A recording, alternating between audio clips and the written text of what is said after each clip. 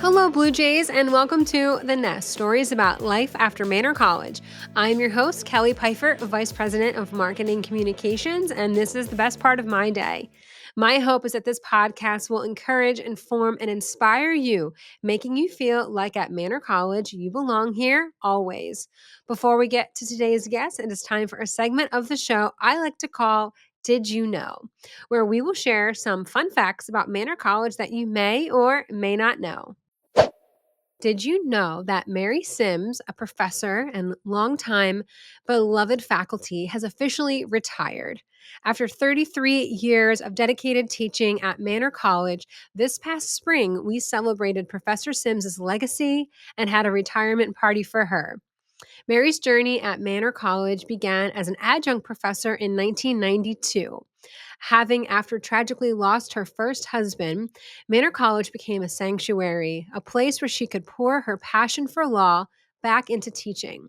She found that something was missing from her work as a litigator, and it was in the classroom that she was rediscovered her true calling. Her impact on students is truly remarkable. Students have shared that Professor Sims would focus on we instead of I, helping them navigate college together. It's not just the students who will miss her. Her colleagues who hold her high in regard shared at her retirement party many, many stories and many, many lessons that they have learned over the years from Mary. Mary's dedication to her students, particularly those facing challenges, is a defining characteristic. Even in retirement, her commitment continues as she plans on to continue writing recommendation letters, empowering the next generation, helping her students and graduates find jobs, while also spending time with her husband, Rich, her dog, Sammy, and enjoying her home down at the Jersey Shore. We wish her all the best in her retirement. Congratulations, Professor Sims. Are you looking for affordable, high-quality dental care? The Dental Health Center at Manor College has you covered. Get the care that you need for up to 50% less than private practices. The Dental Health Center at Manor College also offers Invisalign. You'll even help train the next generation of dental professionals. Visit manor.edu/DHC today and get your appointment scheduled. Today, we are thrilled to welcome a proud graduate of Abraham Lincoln High School. She's a true testament to dedication, having earned not one, but 2 degrees from Manor College, an associate's in paralegal studies in 2009, and a Bachelor of Science in Public Policy in 2022. As a first-generation college student, her journey is particularly inspiring. She's currently making an impact as a structured settlement specialist at Faegre, Drinker, Biddle, and Reath. Please join me in giving a warm welcome to Helene Brooks. Welcome, Helene. Hi, Kelly. Thank you for having me. Yes, thank you for joining us today on The Nest. So, can you start us off by sharing how did you choose Manor College? How did you hear about Manor? And kind of take us back to that time. So, I graduated high school in 1982, and at that time, a friend of mine who was a year older was going to Manor. And, I knew of the school. I met her there a couple times. We went out afterward. She didn't live there, but, it would be a meeting place. I went to a different school and did not have a great experience. My own doing. Um, Always knew that one day I wanted to go back. Well, it took till I was 40. In 2004, I was looking for a school, and I loved what Manor had to offer in the sense of courses, degrees, and that at that time, they really catered to their older students. And I liked that because I was definitely afraid of failure. I didn't want to be a two-time dropout. Sure. So that's how I got to Manor. Oh, that's neat. Yeah. So many times we hear stories about an influential friend or family member who kind of got a student to Manor because they, showed it to them or encouraged them. So I love that that's part of your journey as well. So what was it like being a student in their 40s, and what was it like for you in your first degree experience here back in the early 2000s? So it was very scary at first, um, but I felt welcomed. It was from Diane Pivar was my advisor, and she just made it so I wanted to continue to go. And all of the instructors, and forgive me, I don't remember half of their names. That's um, okay. it just was welcoming, and then I sort of relaxed, and then lost that feeling of failure. I knew I could do it once I got through the first semester. Mm, And I just, my biggest fear was uh, English comp, because I could not write, or I did not feel I could write. And I learned how to write. And I not only loved the class, that's what made me go back for a second semester. It's English comp. And I wish I could remember who I had, because she was amazing. She used to come dressed as Shakespearean characters, and she would handle class from the perspective of that character if we were when we would read Shakespeare. And for the first time in my life, I understood it. right. So she was great. And then I ended up taking a summer class, but for Mm, English Comp 2. And I was right. like, this is great. So, yeah, so there were like moments early on that convinced me that I could continue to go. And I did. And I feel like I did pretty well. And when I graduated, I always knew I wanted to go on for my bachelor's, but you know how that is. Hmm. I tripped over life, I tripped over myself, had some personal issues, but it eventually happened. So I'm grateful.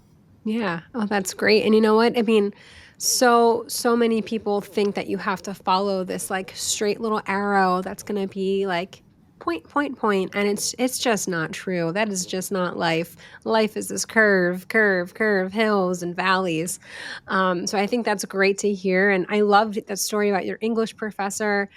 So you were a paralegal student. Why and how did you know you wanted to study paralegal? Um, and like, where does that passion come from? Okay, I can't really say there was a passion. In 2000, I had just left a job. Um,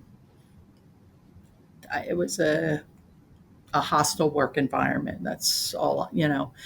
So I sold my house and I moved back home with my parents. And I said, I'll be out in 6 months. I just Mhm, need to, you know, find another place. And that's when I decided to go to school. mhm. So I thought insurance, medicine, or law. There are three things that no matter what the economy is going through, if you need them, you need them. So I felt it would be the safest way to go. Insurance seemed boring. Ironically, I'm in insurance now. um, I'm too emotional for medicine, though I did go back to Manor and get my medical coding certificate. Oh, you did? Yes, Interesting. yeah. So I settled on law, and I thought I can do this. I can. I didn't want to be a lawyer, but I knew there was a place for me, Sure, and that's sure. how I got to paralegal. I like that strategic thinking you had. Like 1, 2, 3. Okay, let's narrow it down and let's Yep. just stick with one of these. And you're right. I mean, those are three things that are never going away, never going out of Hmm. style, always going to be in business. So Yeah. that's really neat to hear. What is something about being a paralegal that's like a myth that like everyone thinks this thing and you're like, no, it is not true. What's like something you could debunk about being a paralegal? So I'm not a traditional paralegal. Most paralegals have to build their time, which is, I can honestly tell you, I did do it for a while. It is not pleasant having to keep time of your day in 6-minute increments Oh gosh. with everything you do. And if you don't track something, it affects your billable hours, Mhm. and there are requirements. So that as much as I do, as much as people I think have always thought that paralegals do all the work and the attorney just signs their name, part of that is true. Part of that, absolutely is true. But we're nobody without the attorneys, Mm. and they're a little lost without us. So I think that's, it's we feed off each other. Right. It's this symbiotic relationship between the two where maybe the myth is like, oh, paralegals, they do it all, and the lawyer just gets the credit. But you're saying it's not. It's really a relationship and like a team. Right. So Mm-hmm. with like what I do, I deal directly with my clients. I manage uh, attorneys all over the United States that I Mm, work with. So it's not all I don't do all the work, but I'm definitely an important part of the team. sure. That's So great. That's good. That's a good myth to debunk. So you came to Manor and you were kind of an adult student, and then you went out in the workforce, and then you came back to get a bachelor's. And you said you always kind of wanted a bachelor's. Was the motivation for that just like I always wanted this degree and I better get one now, or was there other things in the background that kind of motivated you to go get that bachelor's? I met my wife in 2012, and she always said, from the time I met you, you said you wanted to go back to school and get your bachelor's degree. But I had stumbled after I graduated from Manor. My dad died while I was getting my Mm, associates. mm, I graduated, and a year later, my brother died, mm, and my mother lived with me, and I kind of cared for her. She was capable, but emotionally and mm-hmm. mentally, you lose a spouse, and then you lose it. Even my brother was an adult, but still, as a Yeah. parent, Yeah. it's not the way it's supposed to be. So I just kept tripping over life. And a friend of mine sent me an email in 2017, I guess it was, and said, "Hey, did you see that Manor went to a 4 year, added 4 year degrees to the school?" And I was like, "No, I hadn't seen that." Mm-hmm. So I went online, checked it out, and that was it. It was like the stars aligned, Mm. and it was time. Oh, how cool. Yeah. In 2018, we launched bachelor degrees, and that That's was we had a bunch of alumni who kind of were like, "Finally, here I go. I'm going to come," and that was so cool to have you back. And now you joined us as a student, and then COVID hit. mhm. What was it like being a student and also being a working professional in COVID? Kind of what was that experience like? So it actually helped me COVID because I didn't have, I work full time and I work in the city, so I no longer had that hour and a half commute every day, Mhm. 45 minutes each way. Yeah. So I get a little bit more sleep in the morning Yeah. because I sort of roll out of bed and roll to the desk. Sure. I didn't have the travel after work. Mhm. Um, and then coming home, having dinner, and Yeah. I have a home to take care of also. Sure. Um, at the time, my wife traveled for work. So when COVID hit, that stopped her traveling Mm. too. So I'm at one end of the dining room table and she's at the other. But Right, right. we worked, and then she works better at night. Hmm. So it was sort of like support in that Mhm. I'm sitting there after work continuing to work with school, and she's still sitting there also Right. working. So it was nice. It gave me that we were to be able to be together Mhm. and still be productive in Yeah. what we both needed to accomplish. Yeah, that's great. That's such a good like you don't often hear people share like positive things about the COVID era, right? Oh, Usually it's pretty negative for good reason sometimes. oh, But that was sure. a really good Mm, positive kind of take on that situation. I yeah. remember you specifically, Helene, at your graduation in 2022.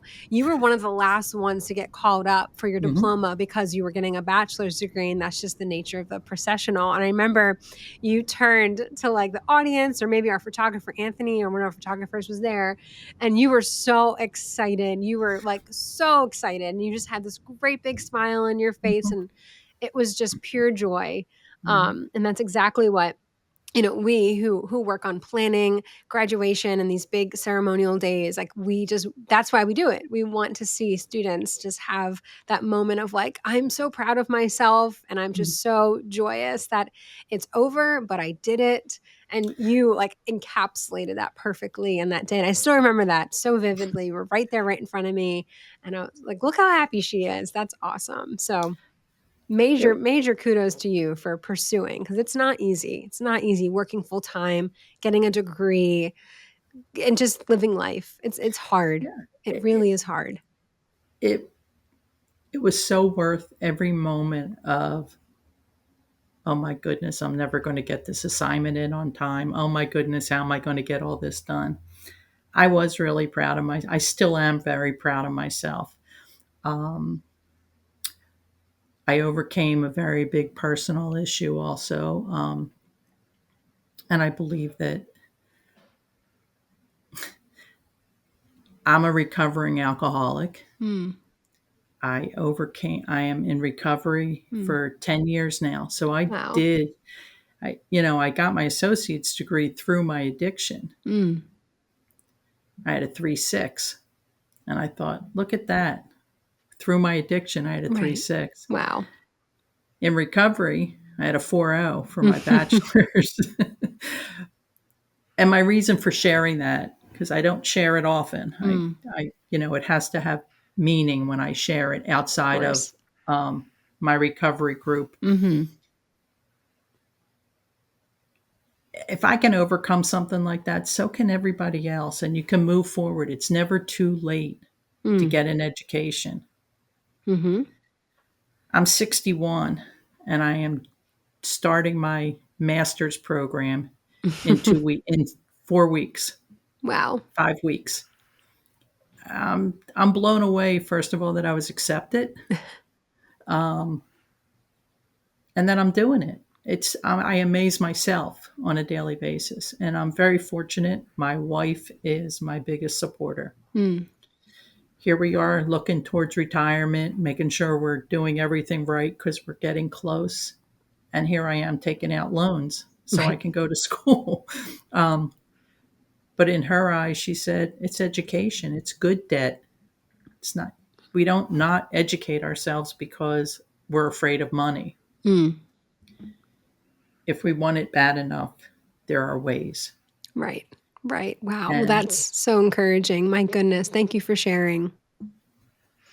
And congratulations on 10 years of recovery. I mean, that's amazing. And I love that you said I had a 3.6 and I had a 4.0. So it sounds like you were just, definitely someone who is certainly capable, but, really excelling in a higher education environment. So talk to us a little bit about what you currently are doing in your career and in your role and at the firm that you're at. so I am what is called a structured settlement specialist. I work in our insurance group, and I work with uh, structured settlements and annuities. Anybody that's ever watched late night TV has seen the commercials for J.G. Wentworth. You want your money now? Call Mm-hmm. J.G. Wentworth.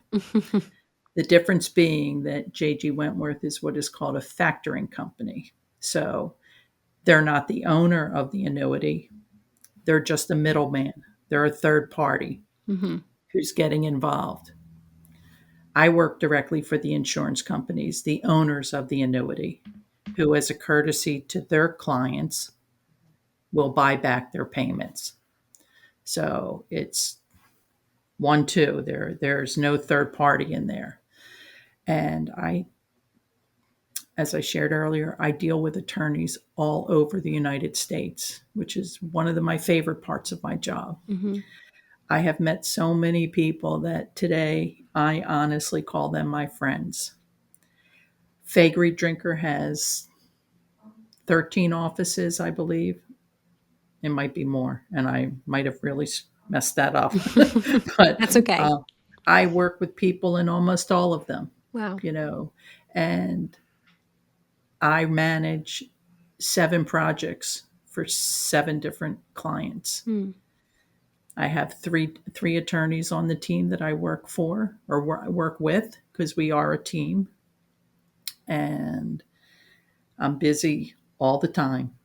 There, if there's downtime, I have work that I push to the side that doesn't have to be done right away that I Sure. catch up Oh, on. yeah. So that's what I do. And I am the only person in the firm that does what I do. Mm. So, which is kind Hmm. of special and Right, right. Specialized and unique. unique, very Right, much so, right. and stressful. When I, Yes. it's, it's not like I can say, well, I'm going away for 2 weeks. Right, Can somebody who's going to back me? So right. that's always a struggle when I go on vacation, how to handle it because Hmm. the attorneys don't. There's only one attorney that knows my job. Right. She's the only other person in the firm that knows my Mm. job start to finish. Hmm.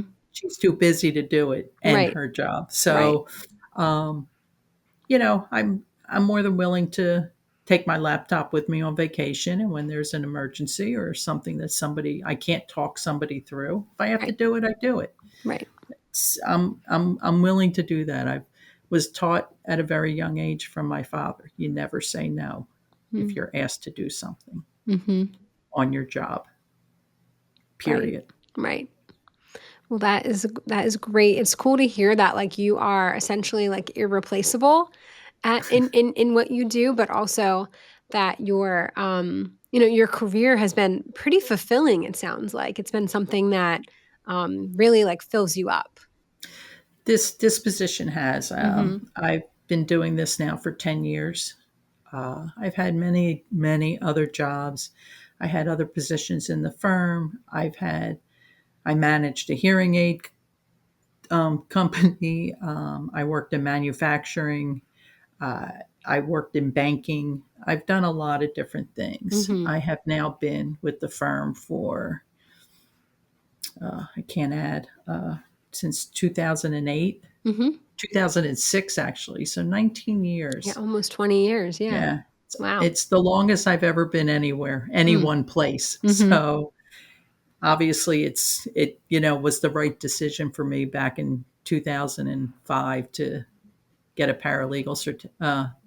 Yeah. associate's degree in Yeah. paralegal studies. Yeah. Take you back to your 3 options: insurance, medicine, law. I think you picked the out of those 3, pathways, you picked the right one for you. That's Yeah. so cool to hear, and thank you again for sharing so much of your story with us. I mean, the goal of this podcast is to, encourage, inform, and inspire our audiences, particularly our students, and then any prospective students who are thinking about coming to Manor, and I hope that they resonate with your story and feel encouraged by it. I know I certainly do. As we kind of wrap up our episode here, I always ask our guests for any advice that they have for current Manor students who are in it and just living the college life, and it's hard sometimes depending on what you're doing and whether you're working or taking care of a family or just taking classes.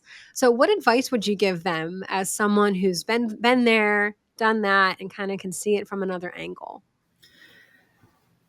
Well, first and foremost, it's never too late to get an education. So if you have to take a break between high school and college, so be it. I wanted to work. So I did. Um, and at any age, we can be taught. We can learn. Every day we should learn something. Um, and do something you love. Just absolutely do something you love. And I will say, the I guess the caveat to going later in life, because every time I take a class, I say I should have done this when I was younger and Mm. had the stamina. Mhm. There's something to be said for going on my terms, not my parents' terms, and not, oh, I'm right out of high school, I should go to college. Right. I went when it was time, when I was ready, Mhm. and I'm still benefiting from it Mm. every day. My master's degree, I'm not going to work at my current job past the age of 70, probably. Maybe I will, maybe I won't. But what it affords me to do is teach, and I can continue to give back that way. Mm. So just never give up. Just keep going. And if you want more schooling, get it. It's if there's a will, there's a way. Mm. Yeah, no, that's great. I love I love all that you said, but particularly what stands out to me is like go when you're ready, and that there's some really good benefits to having that mindset, and like you want it, like you're more motivated because like it's Mhm. what I want. It's I'm mature enough to understand that I'm not doing this for someone else. I'm doing this for me. I think there's some really good um things that come out of that when you have that mindset for college. I do want to point out, Helene, as you're sharing your story and kind of talking through your own perspective on things, so much of what you've shared aligns very, very well with the Manor College mission. And I say this sometimes to guests who I just feel that they align really well. But in our mission, we talk about how Manor, we believe when you're a Manor student, graduation is just the beginning of a life of lifelong learning. And I feel like Mhm. for you, that's very true. But then also, we want to prepare students to graduate to serve society effectively and compassionately. And those are the two words that we use, effectively and compassionately. And it just feels like that's something that you're definitely much aligned with. And even your future goals to give back and teach, that's a service. And I just want to thank you so much for being such a great testament to our mission at Manor College and really just being I'm really proud to call you an alumni. I'm really proud to call myself an alumni of Manor College.